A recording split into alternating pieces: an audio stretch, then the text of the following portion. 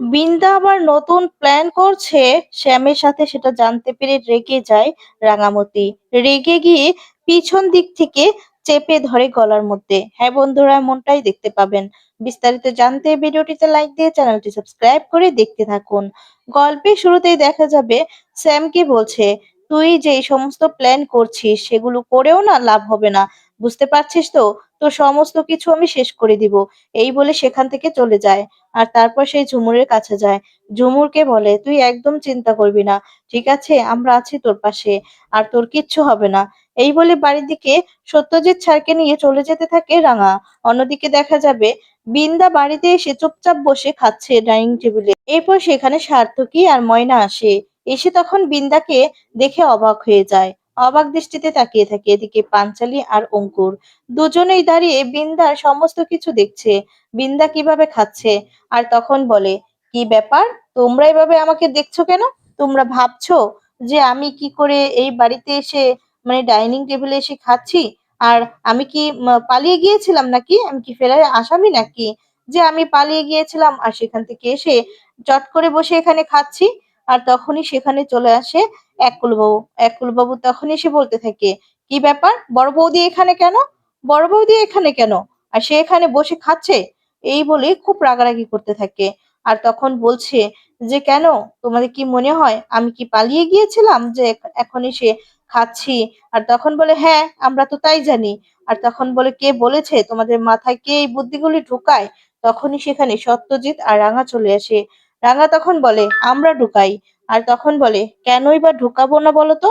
কেনই ঢুকাবো না? তখন বলে, তুই তুই যে সমস্ত কাজ করেছিস সমস্ত কিছুর প্রমাণ কিন্তু আমাদের হাতে আছে, বুঝলি তো? আর বলে, সত্যজিৎ স্যার, তুই বলতো এবার কি করলি, তোকে কিছু জানালো? তখনই সত্যজিতের একটা ফোন আসে। ফোনটা রিসিভ করলে তখন বলতে থাকে, হ্যাঁ, মালয়েশিয়া থেকে বলছেন? আচ্ছা ঠিক আছে। আর তখনই কথা বলতে থাকে। এদিকে তখনই দেখা যাবে রাঙামতি। রাঙামতি তখন চলে আসে বিন্দার কাছে। বিন্দাকে তখন বলছে, কি ব্যাপার, তুই কি ভাবছিস তুই পার পেয়ে যাবি? পার পাবি না, একটুও পার পাবি না। তোর সমস্ত কিছু খেলা এবার শেষ হতে যাচ্ছে। আর বলে, তোর সবকিছুর প্রমাণই আমাদের হাতে আছে। তখন বলতে থাকে যে, ওকে হাত পা বেঁধে রেখেছিলি, কি ভেবেছিলি তুই যে কিছুই জানতে পারবো না? এবার তোর খেলা শেষ বৌদি, বুঝতে পারলি তো? তুই এবার এই বাড়ি থেকে যাবি।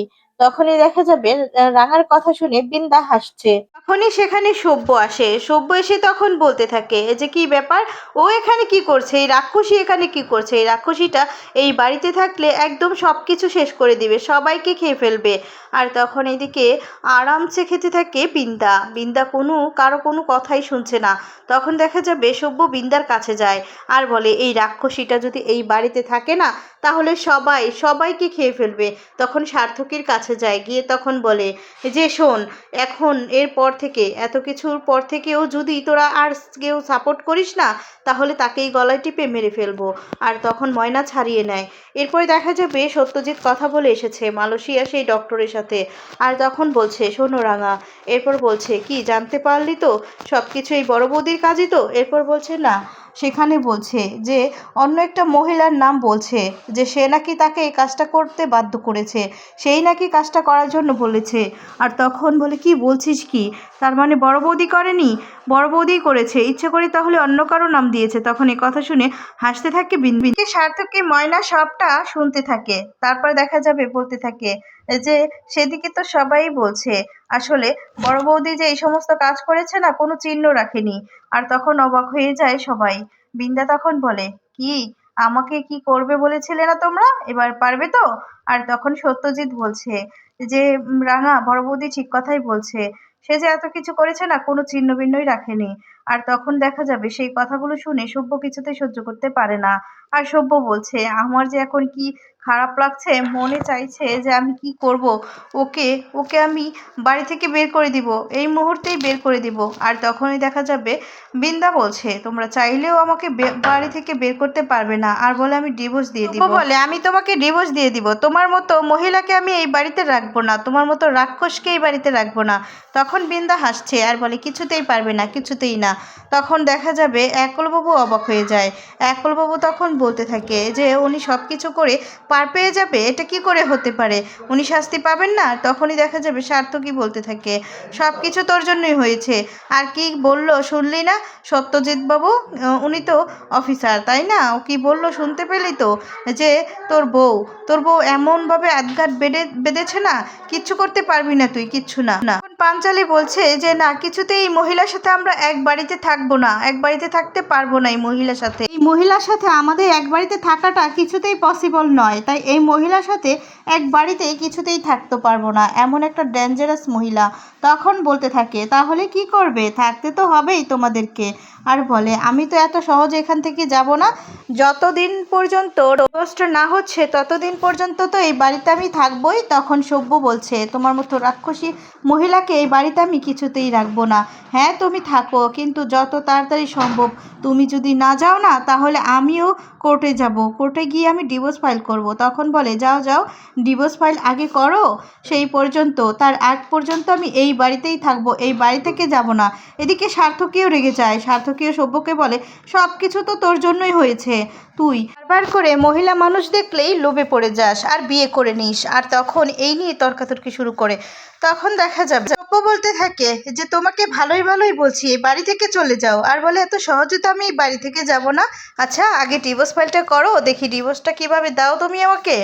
এই বলে বিন্দা হাসছে। এরপর আরো অনেক কথা বলেই এরপর দেখা যাবে উপরে বিন্দা চলে যায়। আর তখনই বিন্দা এসে স্যামের সাথে কথা বলে, স্যামকে সব কিছু খুলে বলতে থাকে। আর তখন বলতে থাকে, বিন্দা আমাকে বিন্দা জানো, তুমি আমাকে রাঙা শাসিয়ে গিয়েছে। তখন বলে, সব কিছু ঠিক হয়ে যাবে। এরপরই সেখানে চলে আসে সভ্য। সভ্য সমস্ত কথা শুনে নেয়।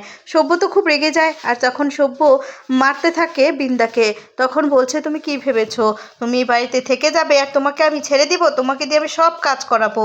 আর তখন এই বলে বাইরে নিয়ে দরজাটা লাগিয়ে দেয়। দরজাটা লাগিয়ে দিয়ে তখন বলছে, তুমি কি করছো কি? আমাকে তুমি বাইরে বের করে দিয়েছো, আমি কোথায় থাকবো আজ বলো তো?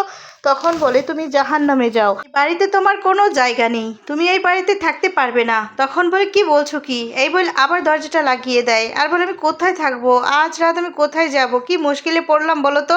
সভ্য ভালো হচ্ছে না কিন্তু, এই বলে চিৎকার করতে থাকে। আর বলে, খুব খারাপ করছো কিন্তু।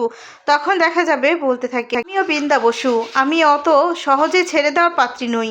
তখনই সেখানে পাঞ্চালি রাঙা হাঁটতে হাঁটতে আসে।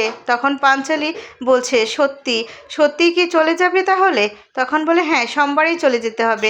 এই কথা শুনেই খুব খুশি হয়ে যায় বিন্দা, কারণ বিন্দাকে স্যাম বলেছে যে রাঙা কবে যাবে সেই খোঁজটা দেওয়ার জন্য, কারণ সেদিনই রাঙার হবে শেষ দিন, রাঙাকে শেষ করে দিবে তার জন্যই। তখনই আবার দেখা যাবে স্যামকে ফোন করে সমস্ত খবর দেয়। আর বলে, রাঙা সোমবারেই চলে যাচ্ছে। তখন তো স্যাম এ কথা শুনে খুব খুশি হয়ে যায়। আর বলে, সেদিনই হবে ওর শেষ দিন, ওকে শেষ করে দিব। এদিকে তার কথাগুলো শুনে ফেলে রাঙা এসে তখন রেগে যায় আর সমস্তটা রেকর্ড করে নেয়। এদিকে তো সত্যজিৎ এসে মাথায় পিস্তল ধরে। তো বন্ধুরা, আজকের